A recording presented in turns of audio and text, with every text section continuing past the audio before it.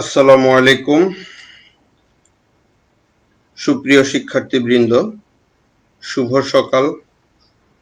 আজকের এই Facebook online live ক্লাসে তোমাদের সকলকে স্বাগতম। আশা করি তোমরা সকলে ভালো আছো, নিরাপদে আছো এবং নিয়মিত পড়াশোনা চালিয়ে যাচ্ছ। আমি Nizamuddin Ahmed, instructor non tech, Dhaka মহিলা পলিটেকনিক ইনস্টিটিউট, ঢাকা। প্রিয় শিক্ষার্থীগণ, তোমরা কি আমাকে শুনতে পাচ্ছ? দয়া করে কমেন্ট বক্সে জানাও।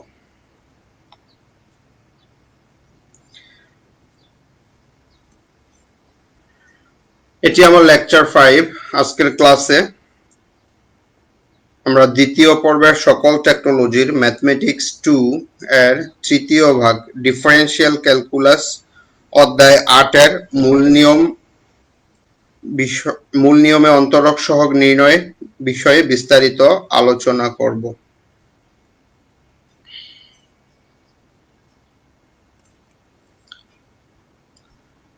তো এই ক্লাস শেষে প্রিয় শিক্ষার্থীরা, তোমরা অন্তরক সহগ নির্ণয় এবং অন্তরীকরণ কি এই সম্পর্কে বিস্তারিত জানতে পারবে। তোমাদের সিলেবাসে যেই টপিকস টুকু আছে বা রয়েছে এই বিষয়ে, এটা হচ্ছে ডিফাইন ডিফারেন্সিয়াল কোফিসিয়েন্ট। হ্যাঁ, ডিফারেন্সিয়াল কোফিসিয়েন্ট মানেই হচ্ছে অন্তরক সহগ। তাহলে কি ফর্ম? ইন দা ফর্ম এটা যে dy dx equal to limit h tends to 0 f of x plus h minus f of x divided by h। তো এই ফর্মে অন্তরক সহগ নির্ণয় করা শিখব এবং আমরা কিছু ফাংশনের ডিফারেন্সিয়াল কোফিসিয়েন্ট নির্ণয় করব, যে ফাংশনগুলা algebraic function and trigonometric function. ঠিক আছে, এবং এটা নির্ণয় করব ফার্স্ট প্রিন্সিপাল ইউজ করে, অর্থাৎ মূল নিয়ম ব্যবহার করে। তো যাওয়া যাক, চলো বিস্তারিত আলোচনায়। তো প্রথমে আমরা ডিফারেন্সিয়াল কোফিসিয়েন্টকে ডিফাইন করি, যে আমরা কিভাবে ডিফারেন্সিয়াল কোফিসিয়েন্ট বের করব।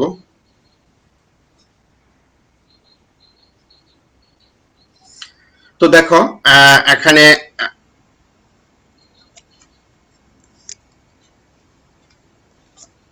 y equal to fx, y equal to fx এটা একটা ফাংশন, যে কোনো একটি ফাংশন। এখন এই ফাংশনে চলক হচ্ছে x, x হচ্ছে চলক। তাহলে x চলককে যদি আমরা অতি ক্ষুদ্র পরিবর্তন করি, তাহলে আমরা সেই পরিবর্তনটাকে নাম দিলাম ডেল্টা এক্স। ঠিক আছে, যে এক্স চলকের খুব ক্ষুদ্র পরিবর্তন, সেটাকে আমরা বলছি ডেল্টা এক্স। তাহলে এই যে এক্স চলকের পরিবর্তন ডেল্টা এক্স যদি হয়, সেই ক্ষেত্রে আমরা যে ফাংশনটাকে নাম দিচ্ছি ওয়াই, ওয়াইও এখানে একটা চলক, কারণ এক্স এর মান বসালে এফ এক্স এর আমরা একটা ভ্যালু পাবো। সেই ভ্যালুটা আমরা স্টোর করেছি বা সেই ভ্যালুটাকে আমরা নাম দিয়েছি ওয়াই। তাহলে এক্স এর পরিবর্তন করলে ওয়াই এরও ক্ষুদ্র পরিবর্তন হবে এবং সেটাকে আমরা বললাম ডেল্টা ওয়াই। তাহলে আমাদের এই ফাংশনটি, যেটা y equal to function of x, এই ফাংশনটি পরিবর্তন হয়ে হচ্ছে যে y প্লাস ডেল্টা y, কারণ y তখন এটা হচ্ছে function of x plus delta x। যে x এর পরিবর্তন হলে সেটা x প্লাস ডেল্টা x, সেই ক্ষেত্রে আমরা ফাংশনটার হয়ে যাবে y প্লাস ডেল্টা y। এখন আমরা এটা হচ্ছে 2 নং সমীকরণ, আর ফাংশনের এটা হচ্ছে 1 নং সমীকরণ। আমরা এই 2 থেকে যদি 1 নং সমীকরণকে আমরা বিয়োগ করি, তাহলে আমরা কি পাচ্ছি, যে এটা যে y plus delta y minus y equal to function of x plus delta x থেকে ফাংশন অফ x। এই তাহলে এখন এখানে দেখো y আর y হচ্ছে বিয়োগ হয়ে যাচ্ছে, থাকছে ডেল্টা y, আর এখানে যা আছে তাই থাকছে। তাহলে এই যে ফিগারে আমাদের ফাংশন হচ্ছে এই যে লাল যে রেখাটা দেখা যাচ্ছে, এটা y ইকুয়াল টু fx, এটা হচ্ছে ফাংশন। তাহলে এখানে আমাদের x কোনটুকু? x হচ্ছে, দেখো আমরা প্রথমে x কে ধরছি এই যে এইটুকু, অর্থাৎ এখান থেকে এই পর্যন্ত, এটা হচ্ছে x। তাহলে এক্স এর পরিবর্তন বলতে ইনক্রিমেন্ট, সেটা হচ্ছে বা বৃদ্ধি, হ্যাঁ, এক্স এর অল্প বৃদ্ধি ডেল্টা এক্স, সেইটুকু আমরা ফিগারে দেখালাম, এই যে এইটুকু এখান থেকে এই পর্যন্ত এক্স প্লাস ডেল্টা এক্স।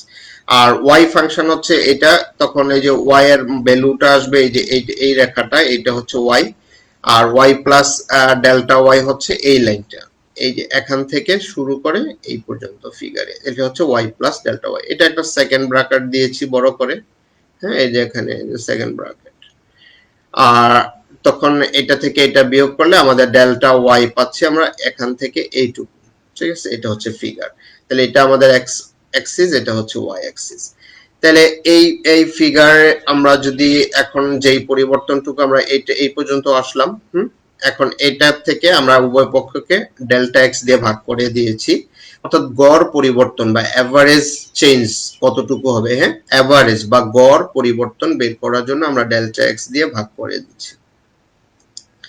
এখন এই ডেল্টা এক্সটা যদি খুব ছোট হয়, হ্যাঁ, খুবই ক্ষুদ্র, অর্থাৎ ডেল্টা এক্সটা যদি টেন্ডস টু জিরো হয়, একদম ইনফাইনিটিসিমাল যদি হয়, ইনফাইনিটিসিমাল হলে সেই ক্ষেত্রে আমরা delta x tends to zero যখন ধরছি, দুই পাশে যে আমরা লিমিট নিছি, হ্যাঁ, যে limit delta x tends to zero delta y by delta x equal to হচ্ছে limit delta x tends to zero, এই হচ্ছে এটা। তাহলে এই যে এখানে বাম পাশ, এই রেজাল্টটুকু আমাদের, এই রেজাল্টটুকুকে আমরা বলতেছি যে ডিওয়াই ডিএক্স, হ্যাঁ। আর এটা এই ডেল্টা এক্স এর পরিবর্তে আমরা এখানে একটা চিহ্ন জাস্ট লেখার সুবিধার্থে যে আমরা এইচ বসাইছি, যে limit h tends to zero, এই যে ডেল্টা এক্স এর জায়গায় এইচ, ডেল্টা এক্স এর জায়গায় ডেল্টা এক্স কে এইচ দিয়ে রিপ্লেস করছি। এই যে এখানে এই ডি ওয়াই ডি এক্স, এখানে ওয়াইটা হচ্ছে আমাদের এফ এক্স, ওয়াই হচ্ছে আমাদের এফ এক্স। তাহলে আমরা সেই ওয়াই এর পরিবর্তে এখানে এফ এক্স বসিয়ে দিছি, দেখো যে ওয়াই সমান এফ এক্স বসিয়ে দিলে d d x f x equal to হচ্ছে limit h tends to zero function of x plus h minus function of x divided by h. তাহলে এই 3 নাম্বার সমীকরণ, এই 3 নাম্বার সমীকরণটাই হচ্ছে আমাদের মূল নিয়মে কোন একটি ফাংশনের অন্তরক সহগ নির্ণয় বোঝায়। তাহলে এখানে খেয়াল করে যে 3 নং সমীকরণের বাম পক্ষকে আমরা এক্স এর সাপেক্ষে এফ এক্স ফাংশনের অন্তরক সহগ বলে, বাম পাশ বলতে যে এইটুকুকে, এখানে আমরা এই যে ফাংশন হচ্ছে এফ এক্স, যে এফ এক্স ফাংশনের অন্তরক সহগ কার সাপেক্ষে, এক্স এর সাপেক্ষে, ঠিক আছে। আর এবং এই 3 নং সমীকরণই হচ্ছে মূল নিয়মে, যেটা মূল নিয়ম, এটাকে ইংরেজিতে বলে যে ফার্স্ট প্রিন্সিপাল, এলে অন্তরক সহগ নির্ণয়ের সূত্র, হ্যাঁ। এটি অন্তরক সহগের গাণিতিক সংজ্ঞা, অর্থাৎ অন্তরক সহগ কাকে বলে বা অন্তরক সহগ কি সেটা যদি আমরা গাণিতিক ভাবে বলতে চাই, তাহলে এই 3 নাম্বার সমীকরণটাকেই আমরা বলবো অন্তরক সহগের সংজ্ঞা বা ডেফিনিশন। তাহলে 3 নং সমীকরণ দিয়ে আমরা কি বুঝবো? 3 নং সমীকরণ হচ্ছে কি, বেসিক্যালি যে এক্স এর সাপেক্ষে, অর্থাৎ এক্স এর সাপেক্ষে এফ এক্স ফাংশনের পরিবর্তনের হারকে নির্দেশ করে। অর্থাৎ এখানে যদি আমরা এক্স কে পরিবর্তন করি, হ্যাঁ, এই এক্স কে যদি আমরা পরিবর্তন করি, তাহলে এফ এক্সটা কি হারে পরিবর্তন হবে, অর্থাৎ রেট অফ চেঞ্জ, হ্যাঁ, এটাকে আমরা বলি যে রেট, আর এই রেট মানে হচ্ছে হার, রেট অফ চেঞ্জ। যে এক্স কে পরিবর্তন করলে এফ এক্স কি হারে পরিবর্তন হবে বা কিভাবে পরিবর্তন হবে সেইটাকেই আমরা বুঝবো, হ্যাঁ, যে এক্স কে পরিবর্তন করলে এফ এক্স কি হারে পরিবর্তন হবে তার পরিমাণকে বোঝায়। তাহলে এই ডেফিনেশনটা ব্যবহার করে আমরা যখন কোন একটা ফাংশনের, সেটা হোক বীজগাণিতিক ফাংশন অথবা ত্রিকোণমিতিক ফাংশন, যদি অন্তরক সহগ নির্ণয় করি, তবে আমরা সেটাকেই বলবো যে মূল নিয়মে অন্তরক সহগ।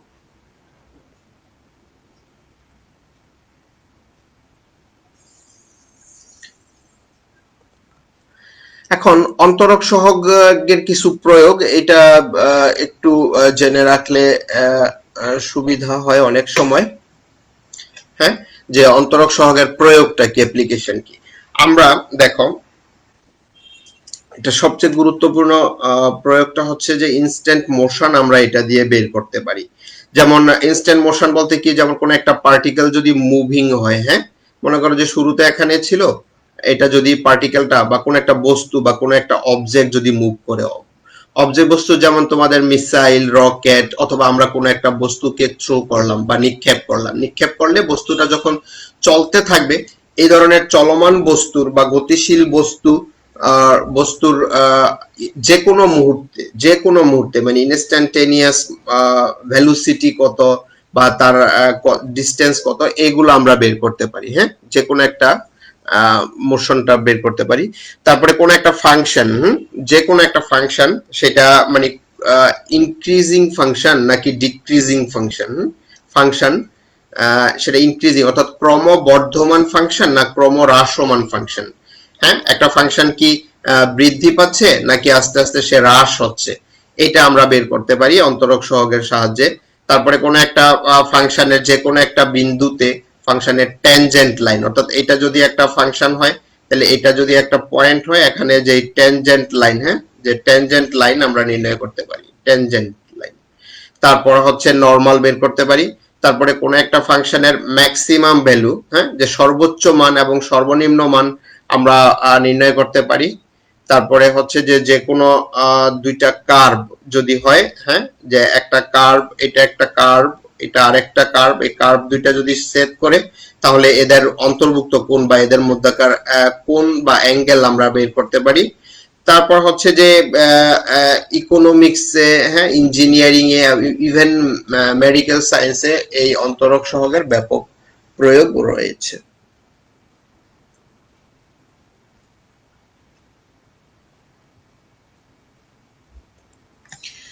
তো মূল নিয়মে যখন তোমরা অন্তরক সহগ নির্ণয় করবা, হ্যাঁ, মূল নিয়মে অন্তরক সহগ যখন নির্ণয় করবা, সেটা কিভাবে নির্ণয় করবা বা এটার প্রসেসটা কি সেটা একটু বলে দিচ্ছি। এটা অঙ্ক করার সুবিধার্থে তোমাদেরকে একটু জানাচ্ছি যে প্রথমে যেই ফাংশনটা দেয়া থাকবে তোমাদের, হ্যাঁ, যে ফাংশনটা দেয়া থাকবে সেই ফাংশনটাকে একটা নাম দিবা এফ অফ এক্স। সবসময় এফ এক্স দিবা। মনে করো যে বললো যে লগ এক্স এর অন্তরক সহগ নির্ণয় করো, তাহলে তুমি এই লগ এক্স কেই ধরে দিবা যে এফ এক্স ইকুয়াল টু, ধরি F x equal two log x.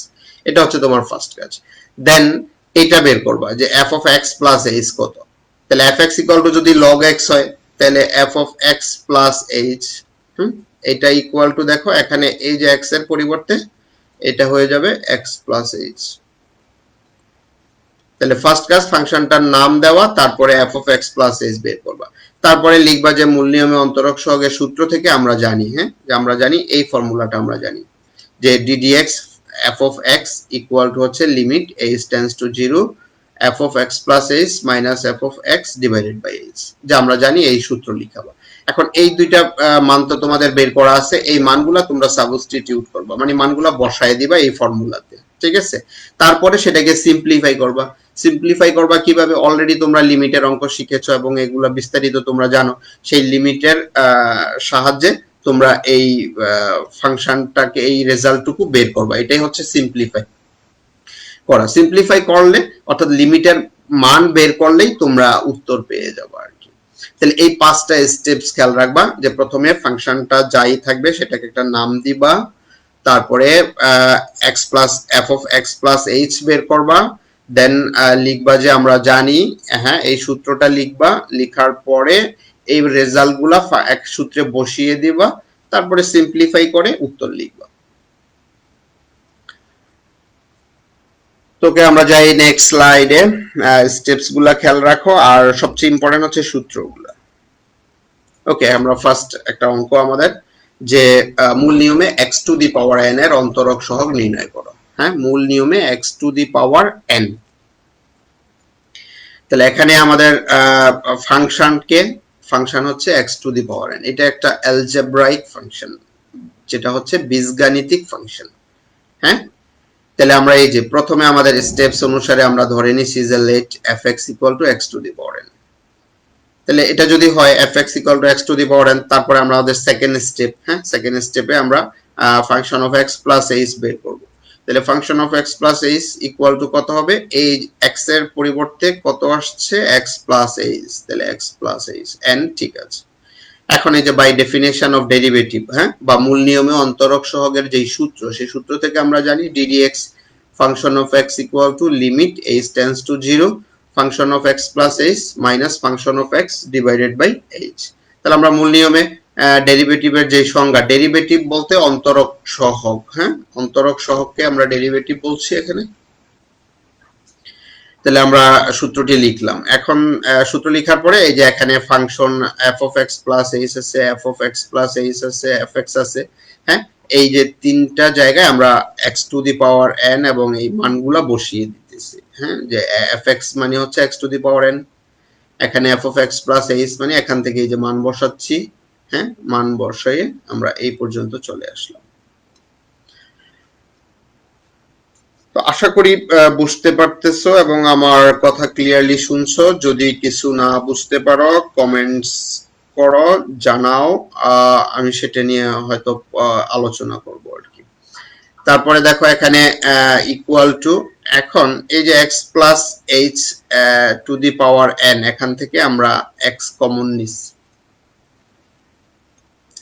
তাহলে এক্স কমন নিলে আমরা পাচ্ছি হচ্ছে যে 1 প্লাস এইচ ভাগ এক্স, কমন নেওয়া মানে ভাগ করে দেওয়া, হ্যাঁ এক্স কমন নেওয়া মানে ভাগ করে দেওয়া। তাহলে এক্স কে এক্স দিয়ে ভাগ করলে রেজাল্ট হচ্ছে 1, আর এক্স এইচ কে এক্স দিয়ে ভাগ করলে এইচ ভাগ এক্স, আর পাওয়ার আছে এন এন, এটা তো আছে। এরপরে আমরা পাওয়ারটাকে এই যে এন পাওয়ারটা সূচকের নিয়ম অনুসারে, তোমরা এগুলা অলরেডি ভালোভাবে জানো যে এ বি যদি এটার পাওয়ার হোল পাওয়ার এন হয় তাহলে এটাকে আমরা লিখতে পারি ভেঙে দিয়ে a to the power n b to the power n. তাহলে আমরা সেই সূত্রটা দিয়ে এখানে ভেঙে দিছি যে এখানে এই এন পাওয়ারটি এক্স এর মধ্যেও আসবে, তখন সেটা হবে রেজাল্ট দিবে x to the power n.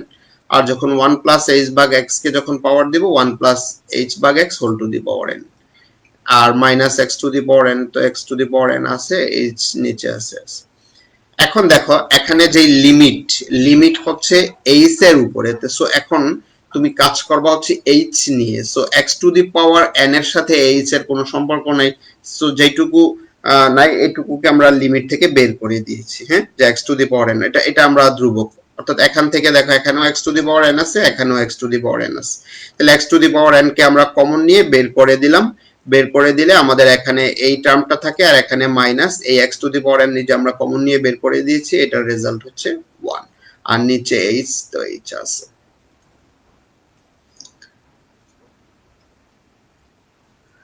তো নেক্সট স্লাইড।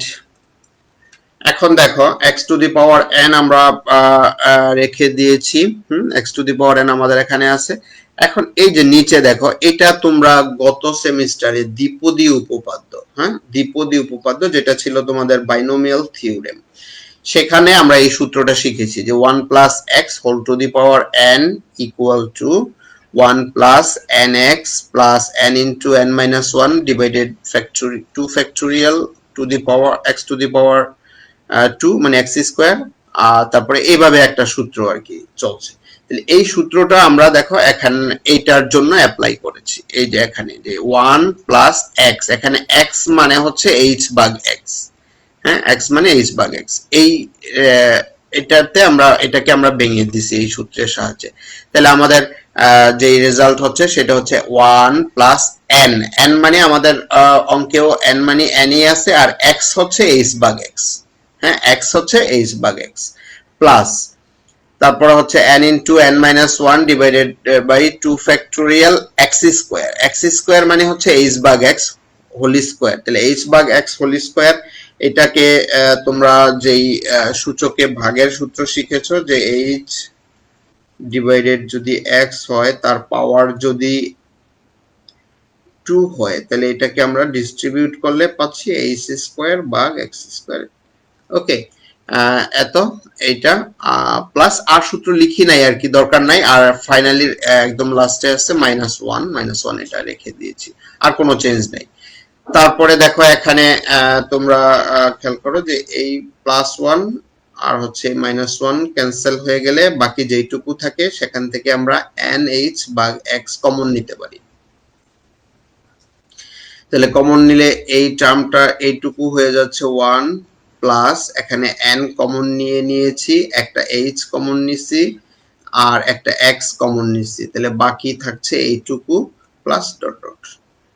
নিচে এইচ বা আদার্স চেঞ্জ নাই, যে চেঞ্জের জায়গাটুকু সেইটুকুই আমি বলতেছি। এখন দেখো যদি তোমার এখানে লিমিট আছে এইচ টেন্স টু 0, তা আমরা যদি এই লিমিটটা এখানে বসিয়ে দেই 1 প্লাস এই যে এখানে এখানে যদি এইচ 0 বসাই, তাহলে তোমরা জানো 0 ডিভাইড এক্স মানে 0, 0 মাল্টিপ্লাই এইটুকু মানে হচ্ছে 0, 0 হয়ে যায়। আমরা যদি পরের টার্মটা লিখি নাই, পরের টার্ম যদি লিখতাম তাহলে সেখানেও একটা এইচ আসতো, অর্থাৎ এইচ এর পাওয়ারটা সেখানে স্কোয়ার আসতো, সেটাকে বর্গ করলে 0 হতো এবং সেখান থেকে আমরা রেজাল্ট পাইতাম 0। তাহলে এভাবে বাকি টার্ম যদি আমরা এখানে লিখেও দিতাম সবগুলা, সেগুলা 0 চলে আসতো। তাহলে 1 প্লাস 0 প্লাস 0 এভাবে আসতো। তাহলে 1 প্লাস 0 প্লাস মানে এটা হচ্ছে এই ব্র্যাকেটের ভিতরে উইদিন ফার্স্ট ব্র্যাকেটে যেটুকু আছে সেইটুকু রেজাল্ট হচ্ছে 1। তাহলে 1 দিয়ে এখানে আবার দেখো যে এই যে এখানে এই এইচ এর সাথে এই এইচ কে আমরা ক্যান্সেল করে দিতে পারি। আর যদি করি, করার পরে এক্স টা চলে যাচ্ছে নিচে, তাহলে এই এক্স পাওয়ার এন আর এক্স পাওয়ার 1, যেহেতু নিচে বলতে ভাগ, হ্যাঁ, যে উপরে x to the power N নিচে এক্স, তো তোমরা জানো যে ভাগের সময় সূচকের নিয়মে পাওয়ার বিয়োগ হয়। তাহলে সেটা হচ্ছে যে N x to the power N minus 1। তাহলে আমাদের এইটাই হচ্ছে আনসার আর কি, যে এন ইন্টু এটার আর কিছু করি নাই, এটা দরকার নাই, যে এটাই হচ্ছে।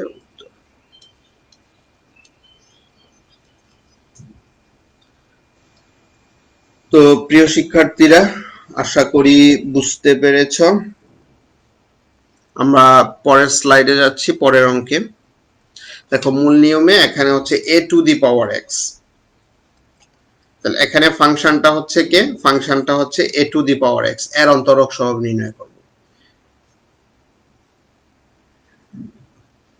তাহলে a to the power x এটা একই, এটাও একটা বীজগাণিতিক ফাংশন। দেখা এখানে ওই আগের স্টেপস অনুসারে আমরা এবার একটু ফাস্ট যাই, যে f x equal to a to the power x, তাহলে function of x plus h হবে, এক্স এর জায়গায় এক্স প্লাস এইচ, হ্যাঁ, এক্স এর জায়গায় এক্স প্লাস এইচ। তারপরে মূল নিয়মে অন্তরক সহগের সংজ্ঞা হতে আমরা জানি যে এই সূত্রটা আমরা মুখস্থ রাখবো অবশ্যই। তারপরে সেখানে আমরা মান বসিয়ে দিলাম, যে এই যে f x equal to a to the power x, f of x plus h equal to হচ্ছে a to the power x plus h, f x equal to a to the power x divided by h. তাহলে মান বসানোর পর এইটাকে আমরা ভেঙে দিতে পারি, হ্যাঁ, সূচকের নিয়মে, অর্থাৎ এই যে a power x plus h, তাহলে এ টু দি, এটা মানে হচ্ছে a to the power x a to the power h, তোমাদের বেস যদি সেম হয় পাওয়ার যোগ হয় সেই নিয়মে। তারপরে এ টু দি পাওয়ার এক্স কে আমরা কমন নিচ্ছি, কমন নিলে a to the power h minus 1 divided by h. তাহলে আশা করি এটুকু বুঝতে পেরেছো। পরের স্লাইড। ওকে, এখন এটা একটা সূত্র, সূত্রটা দেখো, এটা হচ্ছে তোমরা সূচক ধারা, অর্থাৎ আমরা এই সেমিস্টারেই যেটা সূচক ধারা, সেই সূচক ধারায় তৃতীয় অধ্যায় বইয়ের তোমাদের সেই সূচক ধারা এই সূত্রটা শিখেছো, যে a to the power x equal to হচ্ছে এইটা। তাহলে আমরা সূত্রটা ভালো করে খেয়াল করো, এই সূত্রটা আমরা এই এখানে এ টু দি পাওয়ার এক্স এর সাথে লিমিটের সম্পর্ক নাই, এ টু দি পাওয়ার এক্স কে আমরা লিমিট থেকে বের করে দিতে পারি। আর a to the power h, a to the power অর্থাৎ এক্স এর জায়গায় h, a to the power h, এটার জন্য আমরা সূত্রটা অ্যাপ্লাই করেছি। তাহলে এই সূত্রের ভিতরে যেখানে যেখানে এক্স আছে শুধু সেই জায়গাটায় এইচ বসাই দিলেই আমাদের হয়ে যাচ্ছে, ঠিক আছে। আমাদের যেটুকু দরকার হয়েছে সেইটুকু আমরা লিখেছি। আর তারপরে দেখো এই সূত্রটা অ্যাপ্লাই আশা করি তোমরা করতে পারবা। এখানে 1 আর 1 বিয়োগ হয়ে যাচ্ছে, হওয়ার পরে যা থাকছে সেটা হচ্ছে এটা। এখান থেকে আমরা এইচ কমন নিতে পারি উপর থেকে, এই যে এইচ কমন নিলে আমাদের এই যা থাকে সেটা, এখান থেকে এইচ আর এইচ কে আমরা ক্যান্সেল করে দিতে পারি। তাহলে ক্যান্সেল করার পর আমাদের লিমিট, এবার দেখো আমরা লিমিট এইচ টেন্ডস টু 0 বসাতে পারি। তাহলে 0 বসালে এখানে কোনো এইচ নাই, এটাতে এইচ আছে, এটা 0 হয়ে যাবে। আমরা যদি পরের টার্ম লিখতাম সেখানেও আমাদের এইচ থাকতো, সেটাও 0 হইতো। তার পরের টার্মও যদি আমরা লিখতাম 0 হইতো। তাহলে 0, তাহলে এইভাবে এই রেজাল্ট হচ্ছে। তাহলে এটাকে যদি 1, তোমরা জানো 1 ফ্যাক্টোরিয়াল মানে হচ্ছে 1, 1 1 ভাগ 1 ইনটু লগ ইএ মানে লগ ইএ, আর এখানে আছে a to the power x, a to the power x. তাহলে আমাদের এটাই হচ্ছে এটার রেজাল্ট।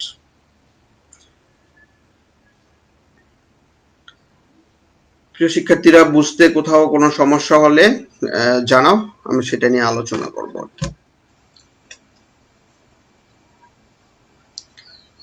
নেক্সট অঙ্ক, এটা একটা লগারিদমিক ফাংশন, মানে এটা এখানে দেখো এই একই ধরনের অঙ্ক। তোমাদের একটা অঙ্ক একটু বুঝলে বাকিগুলোতে আর আশা করি প্রবলেম হবে না। তাহলে এখানে যে ফাংশনটা হচ্ছে log ex, এখানে log এর বেজ, হ্যাঁ, log এর বেজ হচ্ছে e, এটাকে আমরা ন্যাচারাল লগারিদম বলি। এটাকে এই log ex কে অনেক সময় আমরা শুধু এরকম লিখি ln x, এই ln x মানেই হচ্ছে log ex। তাহলে আমাদের প্রথমে যে ফাংশন আছে এটাকে আমরা fx = log ex ধরে নিলাম, তারপরে function of x plus h equal to হচ্ছে log ex প্লাস h হবে, হ্যাঁ। এই যে x এর জায়গাটায়, x এর জায়গাটাতে x প্লাস h বসছে। তারপরে আমরা জানি মূল নিয়মে অন্তরক সহগের সংজ্ঞা থেকে আমরা জানি, এইটুকু আমরা জানি সূত্রটি। তারপর মান বসাবো, এই যে ফাংশন অফ x এর পরিবর্তে log ex, log ex। তারপর যেখানে function of x plus h এর রেজাল্ট দেওয়া আছে log ex plus h minus function of x equal two আছে log ex, হ্যাঁ, আমরা রেজাল্ট গুলো বসিয়ে দিলাম। আমাদের এই পর্যন্ত আশা করি কোনো প্রবলেম হবে না। এখন দেখো এখানে মাঝখানে এটা হচ্ছে বিয়োগ আছে, আমাদের লগ এর বেজ হচ্ছে এটাও ই বেজ লগ, এখানেও ই বেজ লগ। আমরা যদি লগ ই কে কমন নেই, তো তোমরা জানো যে বিয়োগ যদি হয় সেটা ভাগ হয় লগের সময়, হ্যাঁ, কমন নিলে। আর যদি যোগ থাকে তাহলে গুণ হয়। তাহলে এখানে যেহেতু বিয়োগ আছে তো এটা ভাগ হবে। তাহলে এখানে log e কমন নিয়েছি, তাহলে এখানে x plus h, log e তো কমন আছে, তাহলে এখানে এটা হবে x ডিভাইডেড বাই x, আর নিচের h। এরপরে এটাকে x কে x দিয়ে ভাগ করলে রেজাল্ট হয় 1, সেটাই লিখেছি। আর h কে যখন x দিয়ে ভাগ করব, মানে এটা দুইটার সাথে ডিস্ট্রিবিউট করলে x ভাগ x হচ্ছে 1 আর h ভাগ x হচ্ছে h ভাগ x। এই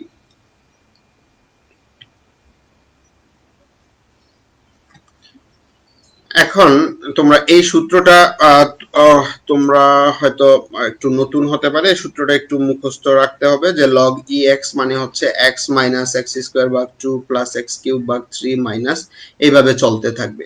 অর্থাৎ পরের টার্মটা লিখি নাই, পরের টার্মটা লিখলে হয়তো minus x to the power 4 divided by 4, পরেরটা যদি লিখি সেটা হবে plus x to the power 5 by 5, এভাবে চলতে থাকবে। তাহলে এই সূত্র অনুসারে এখানে আমাদের এই সূত্রে আমাদের যেই প্রবলেম, এখানে x এর জায়গায় আছে হচ্ছে h ভাগ x, হ্যাঁ, x এর জায়গাটাতে h ভাগ x। তাহলে এই সূত্রে আমাদের x এর পরিবর্তে হবে h ভাগ x। তাহলে আমরা যদি সেটা বসাই তাহলে এই সূত্রটা প্রয়োগ করলে যে x মানে h ভাগ x মাইনাস x স্কয়ার ভাগ 2, ঠিক আছে। তাহলে x স্কয়ার ভাগ 2 মানে হচ্ছে h by h square divide by 2, অর্থাৎ এই সূত্রটা একটু ভেঙে দেখাচ্ছি। অর্থাৎ এরকম আসে যে h ভাগ x whole square divided by 2। এটাকে যদি তোমরা একটু ক্যালকুলেশন করো, h square divided by x square divided by 2, তারপর হচ্ছে যে h স্কয়ার ভাগ x স্কয়ার, এটা মাল্টিপ্লাই করলে এটা হবে 1 বাই 2। তার মানে হচ্ছে এখন আবার এটাকে গুণ করলে হচ্ছে h square divided by 2x square. এই তাহলে এই হিসাবটুকু করলে আমরা একটু এখানে ডাইরেক্ট লিখেছি, যে এই যে এটা যে h square divide by 2x square. একইভাবে বাকি টার্মগুলোর জন্য আমরা এরকম লিখতে পারি। তো দেখো এই অবস্থায় যদি আমরা লিমিটকে বসাই, হ্যাঁ, এখানে যদি লিমিট h টেন্ডস টু 0, এই যে নিচে h আছে, 0 বসাইলে এটা অসংজ্ঞায়িত হয়ে যাবে। তাই আমরা উপর থেকে, হ্যাঁ, উপরের এই টার্মগুলো থেকে h কমন নিচ্ছি। কমন নিলে এখানে 1 ভাগ x, এখানে একটা h এর পাওয়ার কমে যাবে, এখানে একটা h এর পাওয়ার কমে যাবে, এই রেজাল্ট থাকছে। এই নিচে h থাকছে, পরবর্তীতে h কেটে দিতে পারো, কেটে দিলে থাকে লিমিট h টেন্ডস টু 0, নিচে আর কিছু থাকে না, এটা থাকে 1 minus x minus h by 2x square plus h square ভাগ, এইভাবে থাকছে। তাহলে এখন এখানে যদি তোমরা 0 বসায় দাও তাহলে এই টার্মটা 0 হয়ে যাবে, তাহলে রেজাল্ট হচ্ছে 1 বাই x।